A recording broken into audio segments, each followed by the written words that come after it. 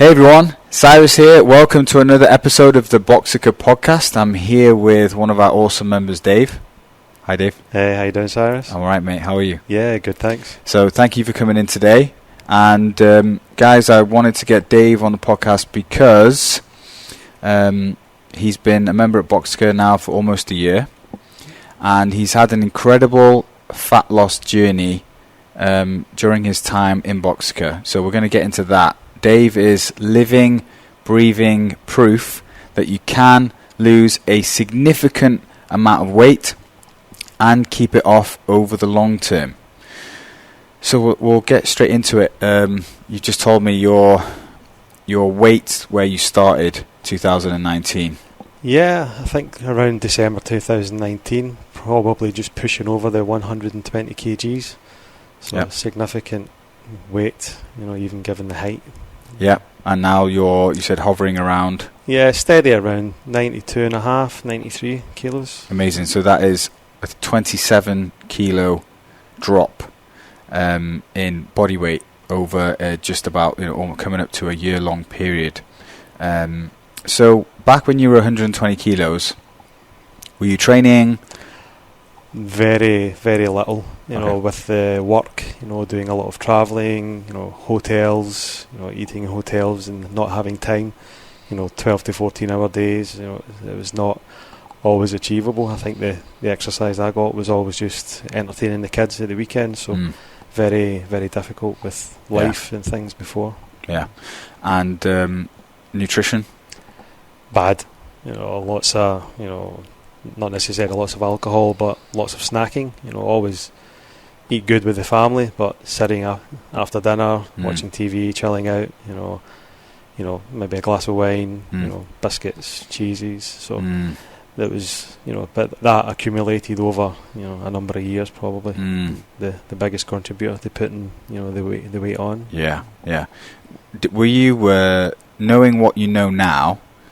Did you know about back when you were 120 kilos? I mean, was it a situation where you knew what you needed to do to lose the weight, but it just really wasn't at the forefront of your mind? You just didn't care? I mean, I knew what I needed to do to lose weight, but didn't really have the incentive or the drive at the time. Yeah. I wasn't not confident with the weight. I was the typical bloke, looked in the mirror, was a big guy, but I was happy. Yeah. But occasional times, felt uncomfortable with the weight. Putting on clothes, going out at the weekend. But yeah, I was fit before. I played basketball for years, right, before I travelled overseas, and then with the work lifestyle, expat life, spending 8 weeks away from the family, working with a bunch of guys, long hours, and, working all day, then going to the bar at night, having food, and then eat, sleep, repeat, for the duration, and done that for a number of years. So knew what I had to do, but it was getting in the frame of doing that and doing it consistently. Yeah. Was a factor in you training and losing the weight the travel that you weren't doing now because of work? Did that contribute towards you kind of nailing down a bit? And yeah, I think as well. Getting getting to the age I am, it's harder and harder to lose. So I think one of the other contributing factor was, when COVID came around, and looking at the statistics on who was vulnerable health-wise. I'm asthmatic anyway, and then carrying weight, the risks were pointing towards being higher, and then having it, in the household at the beginning of the year. It was almost an encouragement to maybe need to start doing something quick, and then obviously, getting into Boxica in December, and then really attacking it since January was really the help and the drive towards it. Look, you were the first member to receive the Golden Gloves, because there's one thing that I say in most of my podcasts is consistency. Yeah. You can go on a fight camp even, you can do something for a short period of time, anyone can do that. But doing it over the long term, building it as a habit, and hopefully now for you it's not something you have to think about so much. It's just something that you do. You go to the gym. It becomes part of your daily routine, the way you work through the day, the way your eating habits, it's certainly doing the couple of fight camps, it was an education on, food groups and, looking at the things I had eaten in the past and realising that how much carbs and how calorie dense some foods are that you just take for granted. Peanuts and things, and raisins that you would just snack on, and so it's definitely an education, and doing it consistently. I'd lost weight before. I like to go snowboarding and go on skiing trips, and I'd always do 3-4 months before that, try and build up the fitness to go on that, do the holiday, and then come back and then just fall back into the same routines. So an element, the consistency wasn't there. It was just a choice. Hammer it for 3-4 months, do what I needed to do, and then back to the normal. But now definitely, since January, it's been consistent day to day. And it's still enjoying the weekends now, but during fight camp, it was we're working with Alana. It was definitely probably that first 8 weeks we was so focused on it and eliminating everything, and looking at the first couple of weeks of doing fight camp, and, it was like 4, 5, 6 kilos dropped off just from consistent classes and eating right. Just like that. Look, let's talk about, you lost, you went from 120 to 109 on your own. Just about that. So last year, 2019, I was the heaviest, and then last year, started to get a bit fit. We got a PT in the house once things opened up with that. So we went from about, I think it was 117 down to 108. And that was from like May through to the August. Then I had an operation in my abdomen. So that put me off, for a good couple of months, because you cut through the muscle down there, you can't do anything. So it went back up to 116, 117, towards Christmas time. And then again started. Then you started here. at Boxica. Right. And so you trained.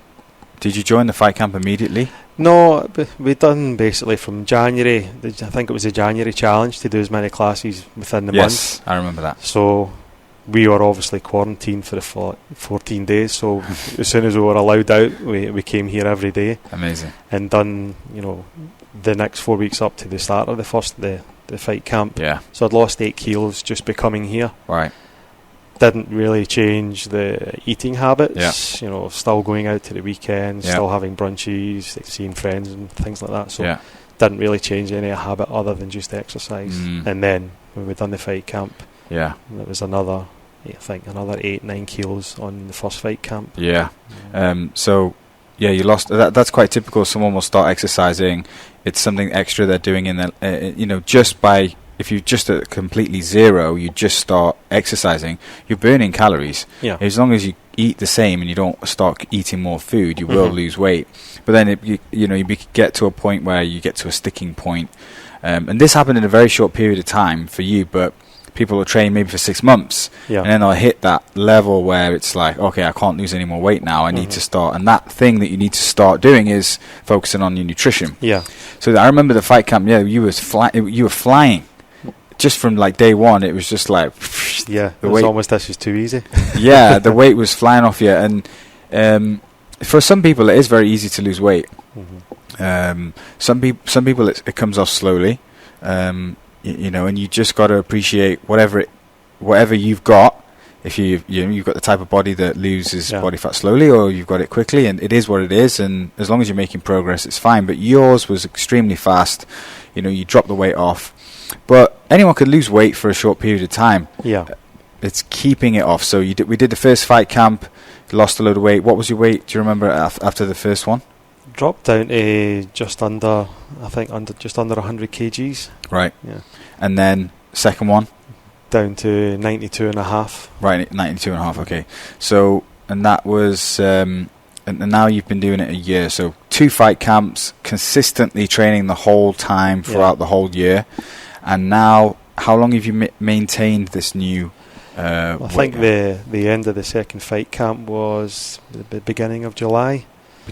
So basically, since then, I've maintained. I dropped down to 91.5. And then consistent now 93 kgs. And that's going out at the weekends. Having the brunches with friends. Having drinks. But still mindful. And cutting out things through the week, and I'm still doing, in elements a bit of the calorie deficit, just to maintain. Yeah, you're doing you're doing the perfect thing right now. If you drastically change your lifestyle, it's fine for a short period of time for initial results, but long term, it's not realistic to not go out drinking. It's got to become a habit. Yeah. And you're going to have fun and stuff as well, so you're still going out on the weekend and enjoying yourself, but Sunday comes, okay, I need to pull the calories back a bit here. But on the training, you train a lot, which helps, right? You're in the gym on the weekends, you're in the gym during the week. How many classes are you doing now per week on average? On average, 5 or 6 classes. 5 or 6 classes, yeah. So again, people will come onto the fight camp and do 3 classes a week and expect amazing results. That you've got to put the work in. I mean, that's and steps as well. What was your steps like on the fight camp? During fight camp, probably 12, 13,000. Because when we were doing it, the weather was good. You were outside, you could do it. But during the summer, the step count dropped off a fair bit.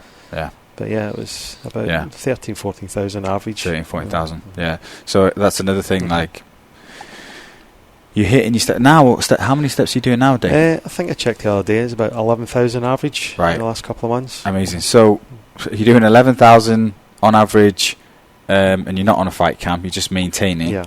Are you going out and doing extra steps on purpose, or is that just happens? It just kind of happens. We come and doing the classes, and then I say with the weather changing now, getting out at the weekend, going walks with the kids, whether they're on the scooter or bike, and me and Alana will just be popping along, getting the steps in. So it's much easier now. The weather's changing. Perfect. So now, do you feel like? I remember when we went through a period of time. This is really important to talk about. Like, okay, you did 2 fight camps first of all. So that is, I always say, it takes 3 months to build a habit. So that's 4 months of being checked by a coach, being monitored, making sure you're moving in the right direction and being helped in that way. So that's fine.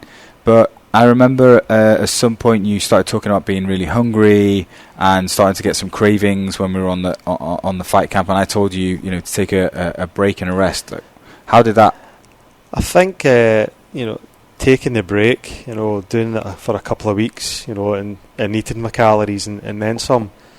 And then going back onto the deficit, I think this is almost as if the metabolism boosted again, and the weight started to drop off. But there was definitely a few weeks where it was just getting really hungry. And you wanted to snack, but and I think had I been doing it on my own, out with fight camp or with Alana doing it as well, I can see the struggles people would have, because doing these things on your own is hard. But so in essence, with the fight camp itself, it's a group of people. You're all in it together, and you certainly bounce off each other, and it makes it easier. So I see that with lots of people that are doing it. They are on their own over here, their families are away, and it can be hard. But the group support and doing it together helps. I don't know off the top of my head the actual percentages of people that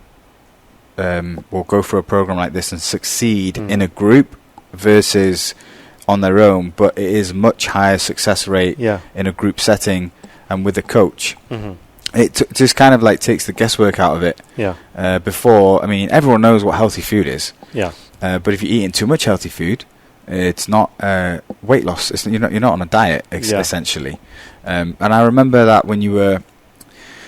If you are someone that can lose weight fast, a guy like yourself that's really committed to the process and a hard worker, as a coach, I almost have to tell you, hey, let's take a break here for a few weeks and let's eat some more food. And people think something else that I always really try to drill into people: when someone goes on a diet, they automatically say, right, this is going to be painful. They tell themselves, this is going to be hard, this is going to be miserable, I'm not going to be able to eat foods that I enjoy anymore, I'm going to have to eat salads all day, every day, to lose the weight. But that whole concept is completely broken.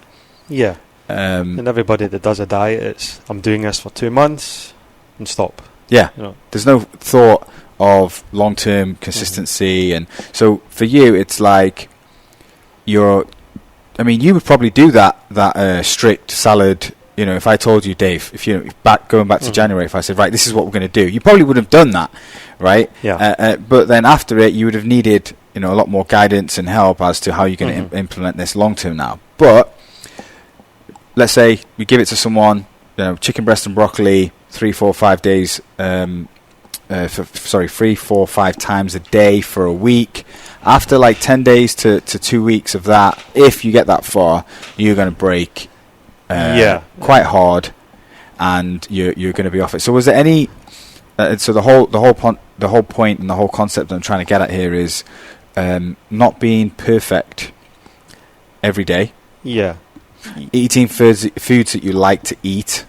Yeah. And not being lazy with that, right? So people say, "Oh, I don't know what to eat." The Google's there for one. Yeah. You can research. You can find so many recipes and things. It's that being excited and being committed to finding meals and foods and restaurants and things that you love, but also are going to help you on your journey. So how was that for you two? I mean, you were working with Alana, I know a lot. Yeah, it was good to say working together. It wasn't as if it was just preparing one meal for myself and another meal for the family. So it was good that the two of us were on it, and we did find some things we liked, and then we ate the death out of them. Yeah. And then you were looking for the next thing and getting on the group and asking for what's everybody else eating. Looking for hints and tips because what guilty pleasures were good, and so it was definitely the varying the diet and having that. I think you said that 10% a day, where you could have something billed as bad for sure. It keeps you on the wagon, so to say, and because if I completely eliminated it, I would have went stark crazy. Yes. So you got to eventually have everything in moderation. Yeah. But when you mention the boiled chicken or the broccoli and day after day, it's not in, you can't. It's not can't realistic. No. My first experience with the diet was I had lettuce and sliced, I think, turkey. Like 2 or 3 slices of turkey and a little bit of lettuce in a Tupperware, and I did that 3 or 4 times a day. And I think I've told this story before. I was in the military, and a lot of the guys ordered Domino's, and man, I was so hungry. Like, I was 3 days into this diet. The guys were offering me food, like offering me this pizza. I could smell it. I wouldn't say my mouth was watering. I'd say like it was just like I was going crazy. And then I managed to stay strong, just like because they were there, and I just didn't want to break in front of them. But it was like in the early hours of the morning, they'd left some pizza in the kitchen, and I could smell it from my bed. And I just woke up in this like trance. Went in the kitchen and just ate all the pizza and ate everything else that was in the cupboards. And the guys woke up in the morning and they were like, "What?" They knew it was me, obviously, and we were just laughing about it. So, that was years ago, and it's just about learning to implement and finding foods that you love. And so something else I want to ask you, like, obviously during fight camp, you're using MyFitnessPal every day. Right, you're weighing as much as possible your food just to really educate you on that. Like now, how what are you doing now?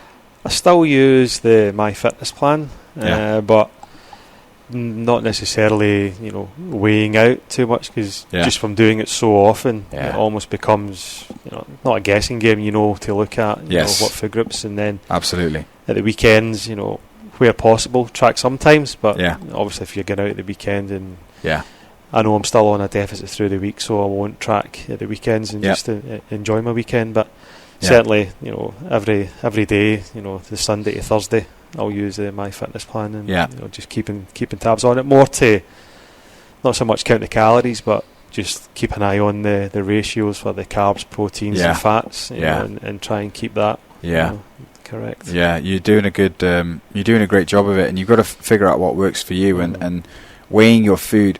I mean, I go through periods of using MyFitnessPal and not using it. But when I'm not using MyFitnessPal, I still track my calories. So I'll show you this now. I didn't know we were going to talk about this, but I hope it's still there. If I go on my calculator on my phone, no, I did your calculations, but I know today for breakfast I had 500 calories. At any point in the day, I might have been using my calculator for other things, but if I look on my phone, I'll have a number of calories that I've eaten. This morning I had 2 gluten-free chapatis, I had 2 eggs, my wife did some vegetables with it, and I had like half a coffee, decaf coffee, so that it was 500 calories total. When I eat again, I won't weigh and measure the food, because I've been doing this for so long. I'll eyeball it and go, yeah, that's 600 calories. And I'll just put plus 600 in here, and then I'll just go through the day like that. And at the end of the day, I have a look at my calculator, see how many calories I've got left, and that's usually when I do my 10%. It's late in the evening. It's the last thing that I want. I just feel like it's a good way of finishing off the day and finishing off the meal. So let's talk about like general nutrition then for you, like weekday nutrition. What kind of routine are you in? Like breakfast, dinner, like lunch and stuff, snacks? Yeah, so breakfast for the most part, getting up and getting the kids sorted. I tend to have maybe a protein shake in the morning. Right. Get me going, fill me up, get me through to lunch. Just because it's simple. It's simple, easy, quick. Load it up with a lot of fruit as well. So it can be a 400 or 500 calorie shake in the morning. And looking at that, it's whether it's PhD strawberry, the diet whey or the vanilla or gold, the chocolate, whatever one. If it's the chocolate one, throw in a couple of scoops of coffee and nice. But yeah, so just kind of been doing that, steady. Sometimes have a cereal, but just a couple of bits of fruit on the go. Lunches, during fight camp, we were very religious in what we were making. Salads. You mentioned turkey before or chicken. So pretty much doing that for lunches every day. Sometimes sandwiches, whatever, but wholemeal bread. And then a proper home cooked meal at night, whether it was chicken breast, pesto, turkey mince, lasagnas. So just eating kind of normal, but pretty much there was very rarely ordered food in during any of the fight camps, or even it's very rare. Lucky if it's once a month that we'll order food. Really? Wow. So it's always home cooked. Amazing. Do you both cook?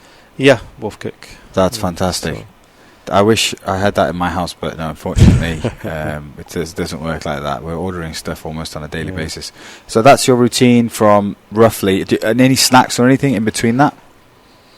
I do have snacks. So the dark chocolate coffee beans now and again. Yeah, have them. Nice. And then I say just fruit snacks through the day. Okay. A couple of maybe a protein bar. If I look at my fitness pal.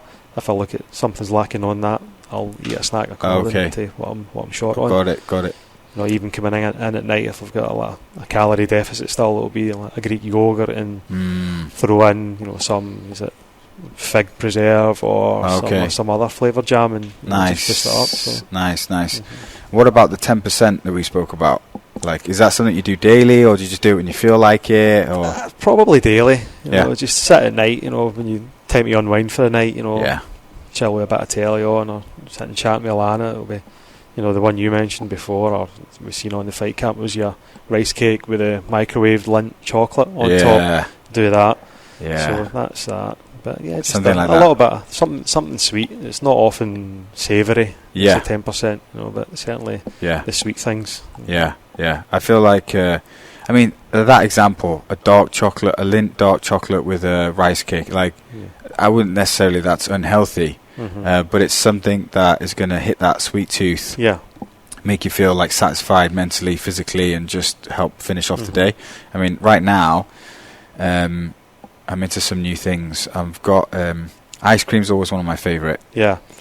I've tried a lot of ice creams. We've had a few of them. It's the low calorie ones. Which one do you remember? Like Brooklyn, Halo. Halo. Halo. Yeah, Halo's good. Halo's heavy on the dairy. Like I'm lactose intolerant, so I can take lactase enzymes with it, and I can digest it okay. But I try and stay away from the dairy. So for me, at the moment, it's vegan Brooklyn. So Brooklyn ice cream, I've got the vegan range, the low calorie range, and the normal range. The low calorie one is really good if you can take dairy, super low calories, and really nice, but I can't. So I'm on the vegan one, and they've got a salted caramel and peanut vegan ice cream. Yeah, sounds delicious. It's not very low calories, so you have to weigh it out. And they've also got a lolly, like a choc ice lolly thing. It's like 100 calories, and it's covered in chocolate, and it's got the ice cream inside. It's like this big. Wow, like insane. Just like one of those to finish off the night. 100 calories, boom, done. Satisfies. Yeah, my wife's been making these, talking about savoury, these cheese pastries. So she gets pastry and she gets cheese, and she does some magic with them and puts them in the oven, and then they come out of like this. She puts salt on it as well. So it's like a salty, cheesy pastry, 120 calorie. So if I'm feeling like something savoury, it's something like that. Yeah. So again, my point is, not being lazy, and not being like, I feel like something, sweet. And typically, like we talk about the ice creams, those ice creams that we spoke about have got like, let's say between 250, 350, 400 calories in a tub, in a whole tub. A Ben & Jerry's tub's 1,000 calories, or close to it, or even over it sometimes. Yeah, it's mega. So it's just about not being lazy with it, and being like, okay, let me do my research, let me go on Google, let me go on Deliveroo, let me find these things and get something that's a low calorie alternative. And for me now, it's, when I look at food, it's all about what's worth the calories, right? Sometimes I won't do that if it's healthy food. For example, avocados are quite high in calories, but it's super healthy, so I'll eat that and I'll take the calories, because it's not all just about calories. It's about sometimes, feeding your body what it wants and needs. But in terms of like sweets and stuff, like I'll never drink a normal Coke. No. But I'll have a Coke Zero or Diet Coke. Yeah. That's worth it. Yeah. But a Coke, like to have all that sugar and all those calories in a can, for me is like, why, when I can just get the same taste from a no calorie version? Yeah. And the same with the ice creams. Ben & Jerry's will taste good, but you're smashing 1,000 calories for that. I can have the same amount of ice cream that tastes amazing for 350 calories. So it's looking at these things. I always look at it like, okay, what's worth the calories? Pizza is something. Pizza's a tricky one. Because a normal pizza is a ton of calories. Yeah, 400 or 500 just on a slice. Man, easy. a normal pizza easily, right? And I can order a small or a medium pizza from Freedom, and I specify a few things to them, and it's like 600 calories for the whole thing, right? So almost what one slice is, you're getting the whole. I'm getting the full pizza, and it's not as thick and big and whatever, but I'm satisfying the craving of eating a pizza without having the excess calories that's going to make me fat. Okay, and then so that's your week. Your weekdays pretty healthy. You're on, and how many calories are you eating now during the week? Around the 2,300 a day. 2,300 on the deficit, but out with that, aiming at the 3,000 on the weekends. Right. So, okay. So let's do the math on this. What do you know at the moment? What's your maintenance calories like? What to maintain your current body weight? So it'd be about 2,900. I think. Right. So perfect. Amazing. So 5 days a week, you're in a calorie deficit. 5 to 600 calorie deficit. And then on the weekends, you're pretty much doing what you want, knowing that you've had a deficit for 5 days. Yeah. And you've banked all those calories, and you're relaxing and enjoying life and doing what you want. That's how I think, if I was doing the deficit every day, I would have probably dropped below the 90 kilos now. Yeah. But living life and just being consistent and happy. Yeah. Just work hard through the week, relax the weekend, and you just maintain that steady state. Yeah, yeah. You look great, and apart from looking great, I mean, when as you get older and you have a family and whatever, like looking great is probably not the biggest priority. It's more about how you feel. And man, imagine going over to that weight rack now and grabbing 30 kilos worth of dumbbells and walking around all day with that. Imagine how hard it would be for you.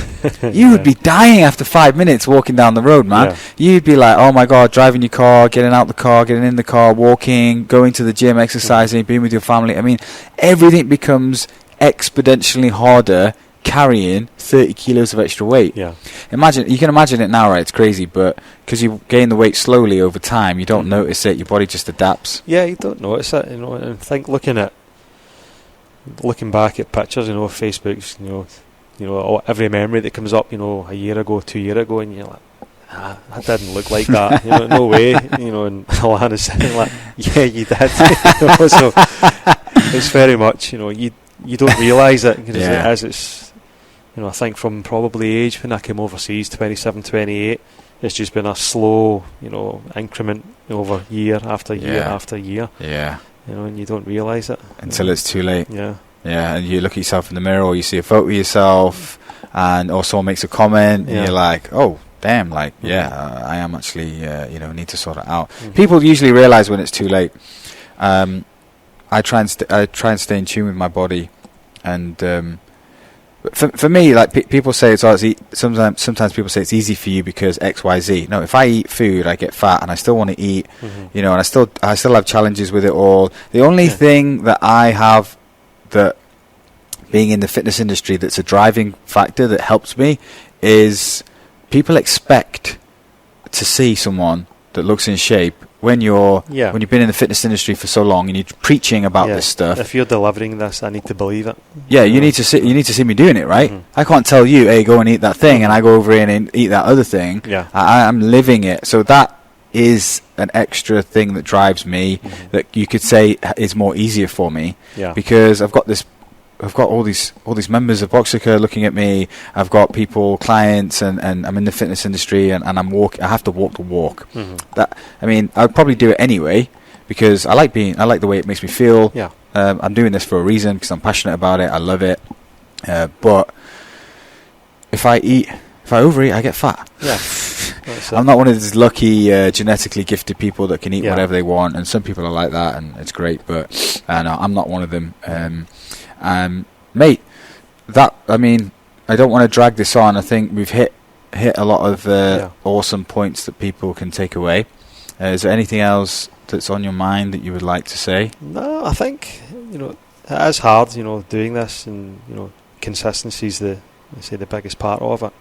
But if you've got somebody that can help you through it, and keep you on track, it makes it all the easier. Yeah, that's it. I feel like I really wanted to get you on this podcast because thanks for having me. Yeah, no, it's I appreciate the time, and I really do feel like the members will get something from this, because it's okay, me that's done this for years and blah blah blah, talking about it, like some people might go over the head, whatever, Cyrus, but you're a living, breathing proof, and you've just done it recently this year. You've completely changed your body and your habits and everything, so it's proof that the methods that myself and Claire and the rest of the coaches definitely works. Yeah, and guys listening, you're on your own journey. If you're in the fight camp, or you're just a member here or whatever, like Dave said, it's the consistency. It's not about being perfect, all the time. Dave is going out on the weekends, enjoying himself. He's just managing his calories. He's living his life, almost 30 kilos less, and he's not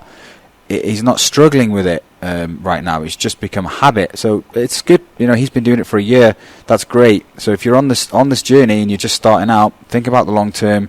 Any questions you have for me, hit me up in the studio. And also Dave, if you see him in the studio, he'll be one with the one of two members with the golden gloves. Hit him up, and he can give you some first hand advice as well. So that's it for today. All right. Thanks, mate. Bye. Cheers.